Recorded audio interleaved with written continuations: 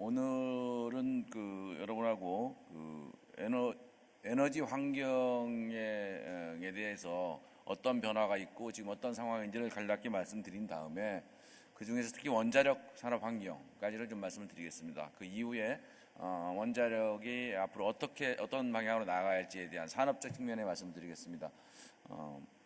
먼저 지금 2015년 현재 그리고 21세기 전 세계 에너지에서 가장 큰 화두는 한마디로 일단 첫 번째 화두가 기후변화가 아닌가 싶습니다. 기후변화 대응이라 함은 결국 기후변화의 원인이 되는 온실가스를 어떻게 감축해 나갈 것이냐의 문제가 하나 있습니다. 감축을 하는 것은 결국은 온실가스를 발생시키는 에너지를 적게 쓰는 게 크게 하나의 방법론이 되겠습니다. 두 번째는 같은 에너지를 쓰더라도 온실가스가 덜 배출되는 에너지를 쓰는 것이 또 하나의 숙제가 될 수 있겠습니다. 다시 말씀드리면은 에너지를 절약한다거나 에너지 효율을 향상시키는 것이 첫 번째 숙제라면은 에너지원 중에서 온실가스 배출이 적은 원자력이나 신재생 에너지의 비중을 높이고 소위 온실가스를 배출하는 화석연료, 석탄가스, 석유 등의 비중을 줄여나가는 그러면서도 에너지의 수급을 안정적으로 해나가는 이것이 또 하나의 숙제가 되지 않을까 싶습니다. 잘 아시다시피 다음 주 11월 30일부터 파리에서 저희 말하는 당사국 회의가 있습니다. 캅 21이라고 불리는데 이게 이제 아마 상당히 중요한 기후변화 협상의 분기점이 될 것으로 저희들이 예측하고 있습니다. 신기후 체제에 합의를 해서 2020년부터 적용하겠다는 것이고 그 기본 원칙은 실현 가능한 책임 분담 그리고 재정적인 지원을 위한 자금의 조달 그리고 이해관계자의 참여 확대 등을 기본 원칙으로 삼고 있습니다. 우리도 참여를 해 나갈 것입니다. 미국은 이러한 기후변화를 선도해 나가면서 지난 8월에 클린 파워 플랜이라는 걸 만들었습니다. 그래서 신기후 체제의 선도적 역할을 해 나가겠다. 그러면서 스스로가 2030년까지 32%의 감축이라는 새로운 감축 목표를 제시하였고, 특히 이제 이러한 감축 목표는 아까 말씀드린 대로 발전 부문의 배출 규제, 다시 말하면 석탄이나 석유, 가스 등의 화석 연료 사용을 감축하는 그런 내용이 되겠습니다. 특히 지난 11월에는 이러한으로 원자력에 대한 미국 정부의 지원을 해주는 걸 확대하는 내용을 담은 오바마 대통령의 계획도 발표된 바가 있습니다. 방향을 돌려서 우리나라로 본다면 우리는 이제 소위 말하는 BAU 비즈니스 애주 유저리라고 합니다. 배출 전망치라고 하는데 BAU 대비 37%를 감축하겠다는 걸 발표한 바가 있습니다. 그러니까 2030년까지 37%를 감축하면 감축하되 그거를 이제 국내에서 25.7%, 해외에서 CDM 등을 통해서 구입하는 11.3%에서 37% 감축하는 건데 이게 이제 감축량으로 따지면 BAU가 정상적으로 간다고 했을 때 약 3억 총 감축 목표가 3억 1,500만 톤 정도가 되겠습니다. 이건 또 절대치로 본다면 2005년 기준으로는 약 5,500만 톤 정도를 줄인다는 내용이 되는데 저희들이 발표를 하면서 또한 원칙적으로 얘기했던 게 있습니다. 그거는 산업 부분은 지속가능한 성장을 위해서 약 12% 이내로 줄이고 발전 및 수송 부분을 중심으로 해나가겠다 했습니다. 그래서 이 37% 감축 목표는 사실은 상당히 큰 규모고 도전적 감축 목표입니다. 특히 에너지 부분, 소위 말하는 발전 및 수송 부분에서 줄여나간다는 것은 상당한 획기적인 노력이 없이는 불가능한 수치다. 이런 면에서 우리가 굉장히 도전적인 수치다. 이렇게 말씀드릴 수 있겠습니다. 두 번째로 우리 이제 에너지 환경 변화를 보면은 금년도에 정부 발표, 에너지 정책은 아무래도 정부가 중장기적인 계획을 수립하게 되어 있습니다. 그래서 정부의 발표가 굉장히 중요합니다. 바로 미래에 대한 예측 가능성을 높이고 불확실성을 제거한다는 측면에서 굉장히 의미가 있는 작업들이죠. 두 가지 큰 중기 계획이 발표됐습니다. 하나는 2035년까지 만드는 2차 국가에너지 기본계획이 발표된 바가 있고 또 7차 전력수급 계획이 또 발표됐습니다. 보시면 알겠습니다만은 전체적으로 화석연료의 비중을 줄이고 원자력과 신재생 에너지를 늘리는 것이 공급 측면의 주요 핵심 내용이 되겠습니다. 수요 측면에서 본다면은 아까 말씀드린 대로 수요 관리 노력, 소위 말하는 에너지 사용량을 줄여나가자. 두 번째로는 에너지 효율을 향상하자. 뭐 자동차 연비 향상 등이 되겠습니다. 세 번째로는 이제 같은 에너지를 쓰더라도 온실가스 배출을 적게 하자. 이런 친환경 자동차랄지 ICT를 활용한 에너지 정보 관리랄지 이런 것들이 바로 에너지 수요 측면의 노력이 되겠습니다. 에너지 환경 변화 중에서 원자력 쪽을 본다면은 원자력은 아까 말씀드린 대로 결국은 온실가스 감축에서 중요한 요소라고 인정하지 아니할 수가 없습니다. 과거에는 이제 이게 약간의 논란이 있었습니다만은 우리뿐만이 아니라 전 세계 미국이나 유럽 모든 나라들이 원자력이 온실가스 감축의 중요한 수단이라는 걸 이제 인정을 하는 것이 거의 이제 일반화된 상황이라고 말씀드리면서 세계 원자력 협회에 의하면 WNA에 의하면은 2030년까지 약 166기가 신규 건설되는 걸로 계획되어 있습니다. 근데 그 중에서 보시면 아시아 국가가 약 93기입니다. 또 동북아가 전체, 그러니까 동북아라 하면 중국이 줄어들겠습니다. 우리를 조금 포함해서 해서 약 36%를 차지합니다. 즉 세계 원전이 이러한 후쿠시마 이후에 여러 가지 어려움에도 불구하고 계속되어서 건설되어 나갈 것이다 라는 말씀을 드리고, 그 건설은 지금과 달리 약간 동북아 그리고 개도국을 중심으로 건설되어 나갈 것이다. 이렇게 전망을 하시면 되겠습니다. 과거 1987년도에 체르노빌 사고 이후로 세계 원자력 사업자들은 원전의 안전성을 보강하기 위해서 안전에 대한 경험을 공유하고 안전을 같이 좀 더 강화시켜 나가는 협회를 세계 원전 사업자 협회라는 걸 만들었습니다. 그거를 와노라고 합니다. 와노는 그래서 전 세계 원전 사업자가 다 참여하는 그러한 회의가 되겠고, 이 회의에서 지난 10월에 저희 한수원이 이 와노의 회장사로 2년간 임기의 회장사로 되었고, 제가 그 회장으로 취임을 했습니다.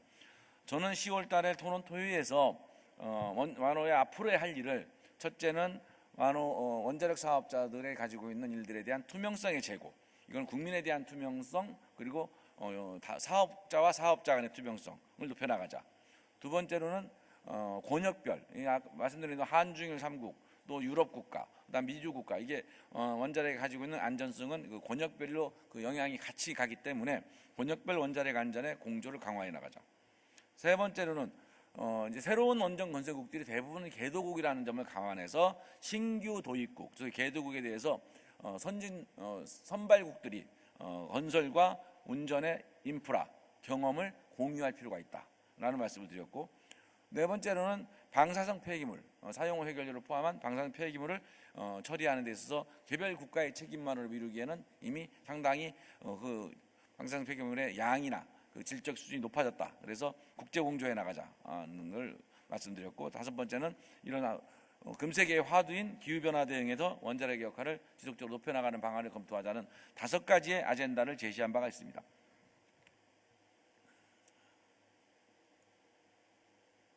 또 마지막으로 환경 변화를 하나 더 말씀드린다면은 원자력에 대한 안전 규제가 강화됩니다. 우리 국내적으로는 잘 아시다시피 세월호 사건, 그다음 메르스 등등으로 안전에 대한 국민의 관심이 굉장히 높아졌습니다. 2011년 후쿠시마까지 거슬러 본다면 특히 원자력 안전에 대한 국민의 관심이 높아져서 기왕에도 있던 원자력 안전법을 좀 더 강화하는 내용으로 개정하였을 뿐만이 아니라 원자력 발전 사업자를 관리 감독하는 법률도 2015년 7월에 제정 공포되었습니다. 새로운 법이 만들어진 거죠. 그리고 뭐 기억하시겠습니다만은 저희들이 작년 겨울에는 사이버 어택이 있었습니다. 저희가 한수원에 대한. 그래서 사이버 보안의 강화를 포함하는 방사능 방제법도 개정된 바가 있습니다. 이거는 다시 말씀드리면은 국민의 입장에서는 안전을 좀 더 보강하는 차원이 되겠고, 사업자의 입장에서는 규제가 더 높아진다는 뜻입니다. 규제는 많은 규제를 대응하는 데는 또 많은 비용이 수반된다는 의미, 원자력 사업 환경은 좀 더 어려워졌다는 의미도 포함됐다는 말씀을 드리겠습니다. 자, 그럼 이런 점에서 우리는 어떻게 해나갈 것이냐에 대한 얘기를 몇 가지 말씀드리겠습니다. 첫째는 이제 안전에 대한 패러다임이 좀 더 변화되어야 된다. 과거에는 원전이 어찌 보면은 원전은 안전하다. 아까 아이론 교수님 말씀하신 대로 원전 자체 사실상 가동되는 원자력 발전소의 위험성이라는 것은 지금 핵 비확산을 얘기하는 군사용 핵하고 비교했을 때는 거의 그 안전을 굉장히 걱정하지 않아도 될 정도라고 말씀드릴 수 있지만, 후쿠시마를 보면서 이제 원전에 대해서 새로운 패러다임이 생겼다. 그래서 지금 저희가 후쿠시마 후속 조치로만 해도 약 56개 개선 항목에 약 1조 원 정도의 자금을 투입해서 지금 후속 조치를 하고 있다는 말씀을 드리고, 그런 것들이 좀 더 아무리 강조해도 지나침이 없는 상태가 됐다는 말씀을 드리겠습니다. 두 번째로는 이제 아까 잠깐 말씀드린 대로 물리적 안전을 넘어서서 사이버 시큐리티가 중요한 상황이 됐다. 그래서 하드웨어는 물론이고 소프트웨어적으로도 안정이 강화되어야겠다. 그리고 이제 또 중요한 게 기술적 안전성만 가지고는 국민들이 안심할 수가 없다. 국민들에 대한 이 설명, 투명성, 아까 말씀드렸던 투명성 이런 걸 좀 더 높임으로써 국민들이 좀 더 안심할 수 있게 해나가는 그런 이 세 가지 패러다임으로 변화되고 있다는 말씀을 드리겠습니다. 두 번째는 역시 원전 수출에 관한 얘기입니다. 원전 수출에 대한 얘기는 말씀드리면 지난 2009년에 저희가 중동의 유나이티드 아랍에미레이트의 4기의 우리 최신형 원전 APR 1400을 건설하는 걸로 해서 186억 불에 수주한 바가 있습니다. 지금 현재 착실히 건설 중에 있고 이 나라에 저희가 새로운 신형 원전을 짓고 있습니다. 이러한 걸 뒤이어서 지속적으로 원전 수출을 해나가야겠다는 말씀을 드리면서 UAE 얘기를 좀 더 드리면 지금 그림에 보시다시피 두바이가 있고 두바이로부터 서쪽에 아부다비가 있습니다. 아부다비가 가장 큰 나라이고 가장 소위 말하는 부자 나라입니다. UAE는 인구 840만 명인데 그중에 UAE 원주민은 180만 명으로 세계 6위의 석유 생산국입니다. 다시 말씀드리면은 UAE 원주민들은 1인당 GDP가 10만 불이 넘는 그런 국가입니다. 이런 나라에서 원자력 발전소를 하겠다는 건 무엇이냐? 군사적인 목적 이외에도 경제적으로도 굉장히 유용하다는 의미를 포함하고 있다고 말씀드릴 수 있겠습니다. 지금 발전소를 짓는 지역이 바라카입니다. 아부다비에서부터 약 3시간 정도 서쪽으로 떨어져 있는 지역인데요. 지금 현재 우리가 이 표에서 보듯이 10년에 걸쳐서 원전을 건설하는 걸로 계약을 했습니다. 그러나 원전이 건설된 이후에 지금 현재 APR 1400은 설계 수명이 60년으로 되어 있습니다. 그래서 이 60년을 운전하고 또 해체하고 처리하는 데도 최소한 30년을 걸릴 것으로 예측됩니다. 즉 100년을 이 국가의 원자력 발전소의 건설, 운영, 해체를 해나가고 또 계속 운전까지 감안한다면 100년 이상이 되겠습니다. 그래서 저희는 원자력 발전소가 UAE에 지어지는 걸 계기로 양국 간의 관계가 새로운 질적인 변화가 있는 한중동 관계의 시작이다, 이렇게 말씀드릴 수 있겠습니다. 과거에는 중동의 건설 경기에 저희들이 도로나 여러 가지 인프라를 지어주고 돌아오면 됐습니다만은 원전은 단순히 발전소를 지어주는 것뿐만이 아니라 가서 운영하는 거, 해체하는 것까지 같이 한다는 의미에서 본다면은 중동의 아랍에미리트와 우리가 100년의 어떤 동반자 관계가 만들어졌다, 이렇게 말씀드릴 수가 있겠습니다. 다만 이제 UAE 이후에 추가적인 원전 수출은 지금 원전 시장이 그렇게 밝지만은 않다는 점을 한 가지 말씀드리겠습니다. 아무래도 국제적으로 유가가 상당히 저가가 유지되고 있고 또 이 개도국들이 짓다 보니까 건설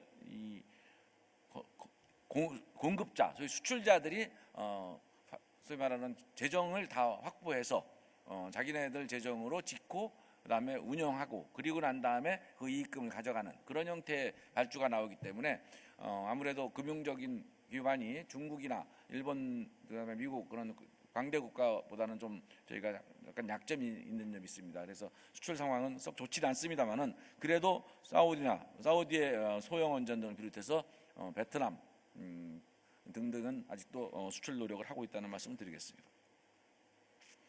마지막으로 이제 결국은 이제 사용후 연료 등의 원전의 후행 주기에 관한 문제입니다. 우선 사용후 연료를 말씀드리면 우리는 법에 의해서 사용 원료 처분을 위해서는 공론화 과정을 거치도록 되어 있습니다. 그래서 작년까지 공론화위원회가 구성이 돼서 운영을 했고, 공론화위원회에서 내려진 결론을 정부에 현재 건의한 상태입니다.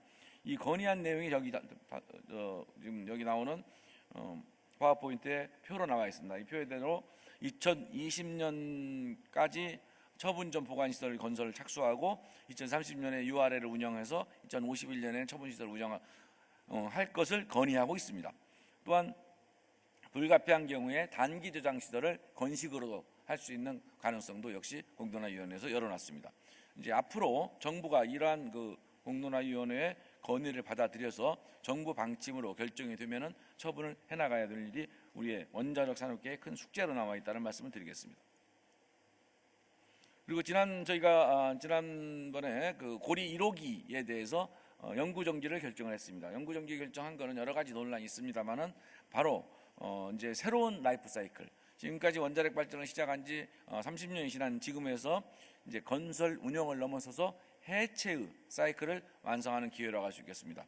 그래서 저희 한수원은 이제 이 해체 사업에 대한 별도의 TF를 구성해서 지금 폐기물 앞으로 어떻게 나갈 것인지에 대한 준비를 하고 있다는 말씀을 드리고, 이 해체 시장은 앞으로 건설 운영 못지않게 새로운 블루오션으로 각광을 받을 것입니다. 그래서 이 시장에 대해서도 저희가 기술적인 역량, 그리고 이에 대한 저희들이 운영 역량을 강화해서 세계 시장에 뒤떨어지지 않도록 해나가겠다는 말씀도 아울러 드리겠습니다. 저희 한수원은 지난 2013년에 몇 가지 문제로 여러 가지 어려움을 겪었습니다만은 다시 이제 글로벌 에너지 리더로 성장하기 위해서 여러 가지 노력을 하고 있고, 특히 무엇보다도 여기에는 국민들의 신뢰를 회복하는 것이 중요하기 때문에 기술과 존중, 안전, 사회적 책임, 정도라는 5가지 핵심 가치를 가지고 추진해 나가고 있다는 말씀을 드리겠습니다. 시간 관계상 오늘 이 정도 말씀을 드리고 또 질의응답 시간에 더 추가적인 말씀 드리도록 하겠습니다. 감사합니다.